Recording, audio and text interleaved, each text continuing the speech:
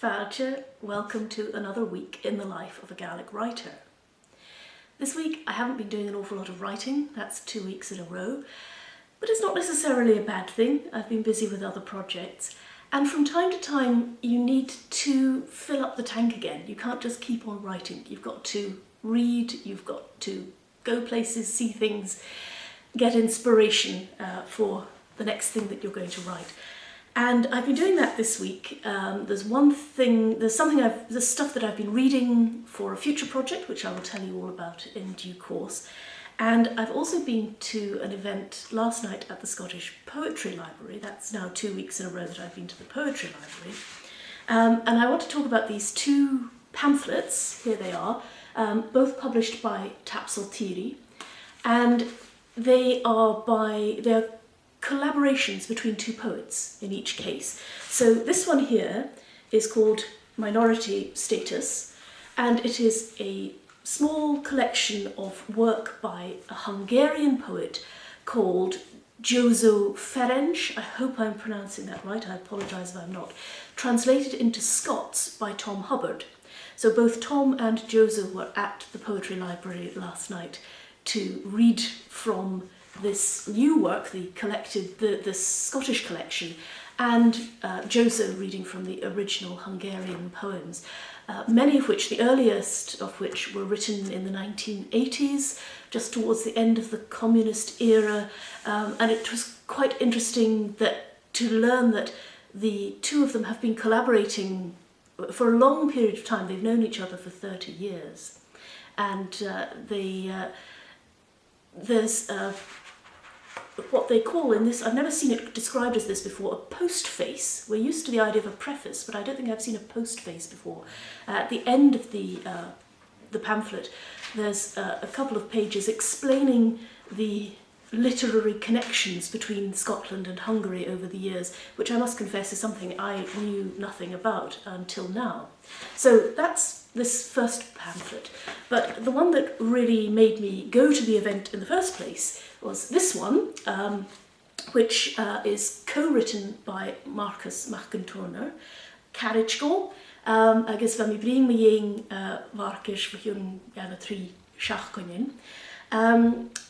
As you can see, this way up, it is called Biel Volvaun, subtitle Hielster Gaudi, and the authors are Marcus McIntourner and Stuart A. Patterson. This way up, Hielster Gaudi, subtitle Biel Volvaun, and then Stuart's name first and then Marcus's. So this is a collaboration between the two poets. It's laid out in this unusual way so that you can read the book from either end and the two sides meet in the middle. And this is Marcus a skriver gan in Gaelic, agus Stuart a skriver gan in Scots. And what was very evident from the way they presented these poems last night was how much on a wavelength they are, and the humour that they obviously get along famously, and they have worked together closely to create this. And even if each doesn't understand the other's language, or at least not entirely, you can do some really interesting things with a translation. So I just wanted to give two examples of this. The first is from a poem that was written first by Stuart in Scots and then translated into Gaelic by Marcus. So it's called in Scots Fash, or worry, and in Gaelic Uolach. And please forgive my attempt at a Scots accent here, but here's just a few lines where I thought they had handled the translation, the transition between the two languages in a very pleasing way. He says, I hae seen a nuchoet, nor liefd in joch, nor loved in joch, nor telt, nor spiert, nor kent, nor grat, nor flew, nor felt in joch, nor dun wi gurnin in madwine. That's the Scots version. And then the way Marcus has rendered this into Gaelic is interesting. Hanach gus giliorje, bring varing geleer, gun inshe mogul, gun jar, gun arach ging skier geliar, gus kriech a chur könig krioni. So he's used phrases gelior, gelir, gunjar, gelior, all these little phrases which on their own, if this was a standalone poem, and it works as such, you think, oh, there's something very pleasing about that. And then when you read it in conjunction with the Scots poem, you see how that mirrors the rhythm and the repetition of Stuart's original. And then the reverse of this is also true in a poem written originally by Marcus, Seo Nua Varstoch, daar een schrijver een blionne, maar geinigen dol nach Gaulai, nach Maring. Dus hij een lijne als een vies seo a chordrim gemoor, maar wij een churk en een gaan in ille. Hij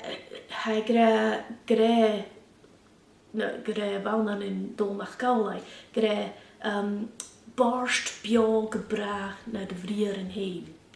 And that one line is put into Scots by Stuart as a macker macket deathless be your words.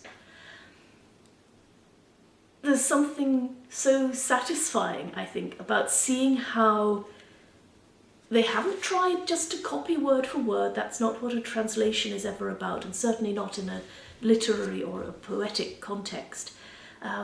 But this pamphlet is a really lovely example of that sense of wordplay and of enjoying the language and of enjoying two languages and mixing them all together. Also, I have to say, Stuart Patterson offers the best English translation, a Scots translation, Gav Maleshka, of Maud that I've ever seen. He describes Maud as a sangshaw. I like that. So anyway, that's quite enough of this. I'll put all the details about these pamphlets underneath the video. The other thing I wanted to mention is the Gaelic New Writers Award. Ha Corum Aun, ma ha skrivegus Gaelic, ma ha son barach ianu, ma ha geri taisk, erget, agus corum a vi skrivig, agus kohre eing at ha skrivig fat bliona, ha leduishin anish foskurche, shen kanwa la ma yerig in a vias shaw. So the closing date is St Andrew's Day. All the details about the Gaelic New Writers Awards, which are run in collaboration by the Gaelic Books Council and the Scottish Book Trust, both of which do so much to support writers. So if you're writing in English, if you're writing in Scots, whatever you're doing, if you're writing in Scotland, you need to know about the Scottish Book Trust and check out the opportunities that they have. But if you want to write in Gaelic, the Gaelic New Writers Award is an amazing opportunity to get that first book written. It's for someone who hasn't published a book before. You might have published short stories or something. I think that I can't remember all the criteria, but if you look at the website, it will explain what would make you admissible or inadmissible for this award. Definitely worth doing. Way back in, I think, 2006-07, it must have been, huad mi hyn taich son hiad leorach am ysgrifeg, agus huad mi mentor tron y flion sé Marston machcan teudd fag am a chwydrych ygli caint na calica caitche. Agus van oorsin ha tor gynne ille edda fi evan skema seo, agus ha leorach yn y tîg amachas. So this is your first step, perhaps, or your second step. If you're at an early stage of your career as a Gaelic writer, definitely worth looking into it. And as I said, closing date St Andrew's Day, 30th November. Have a look at the website. I have to get back to work. There's so much to do. Having stopped to take in other things and read, I need to write. That's what I need to concentrate on now. Next week, I will be talking again about Class Act, because the performances of the plays by the James Gillespie's pupils will be at the Traverse on Thursday the 23rd. So when I do this recording next week, I will have seen the plays, and it's going to be quite a surprise to me because I'm not going to the rehearsal, so I've seen the scripts and the next thing I'll see will be the performances, so that will be very interesting. So, sinné bhuamsa an teachcainte agus gus an féiscní a ríistíomh a mi dóchas go bí Joe teachcain acibh.